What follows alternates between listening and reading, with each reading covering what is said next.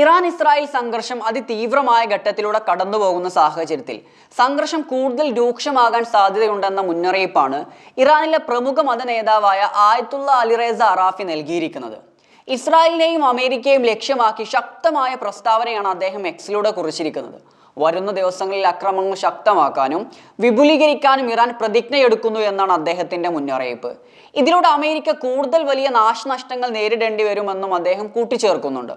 നിലവിലുള്ള സൈനിക നീക്കങ്ങൾ കൂടുതൽ മേഖലകളിലേക്ക് വ്യാപിപ്പിക്കാനാണ് ഇറാന്റെ തീരുമാനമെന്നും മേഖലയിൽ ഇസ്രായേൽ വിരുദ്ധ പോരാട്ടത്തിന് അമേരിക്ക നേരിട്ട് ഇടപെടുന്നത് അവർക്ക് ഏറ്റവും വലിയ വില നൽകേണ്ടി വരുമെന്നും അറാഫി കൂട്ടിച്ചേർക്കുന്നു. മാത്രവുമല്ല, ഖമേനിയുടെ രക്തസാക്ഷിത്വത്തിന് പകരം വീട്ടുമെന്നും ഇസ്രായേൽ അമേരിക്കൻ സഖ്യത്തെ പ്രതിരോധിക്കാൻ ഇറാൻ പ്രതിജ്ഞാബദ്ധമാണെന്നും അദ്ദേഹം കൂട്ടിച്ചേർത്തു. ഇറാന്റെ പുതിയ നേതൃത്വ സമിതിയിൽ അറാഫിയുടെ വാക്കുകൾക്ക് വലിയ പ്രാധാന്യമുണ്ട്. ഇത് ഇറാന്റെ ഔദ്യോഗിക സൈനിക നയമായി തന്നെ നമുക്ക് കാണാം. പശ്ചിമേഷ്യൻ മണ്ണിൽ വീണ്ടും സംഘർഷം ഏറെ സങ്കീർണമാവുന്ന സാഹചര്യത്തിലേക്കാണ് പോരാട്ടത്തിന്റെ പോർവിളികൾ എത്തി നിൽക്കുന്നത്. അറാഫിയുടെ വാക്കുകൾ വെറും ഒരു പ്രസ്താവനയല്ല, മറിച്ച് ഇറാന്റെ മാറുന്ന വിദേശ നയത്തിന്റെയും സൈനിക നീക്കങ്ങളുടെയും ഒരു പ്രഖ്യാപനമാണ്. ഇസ്രായേലിന്റെ പ്രതിരോധവും അമേരിക്കയുടെ നയതന്ത്രപരമായ നീക്കങ്ങളും ഈ ഭീഷണിയെ എങ്ങനെ നേരിടുന്നു എന്നത് ഏറ്റവും വലിയ ചോദ്യമാണ്.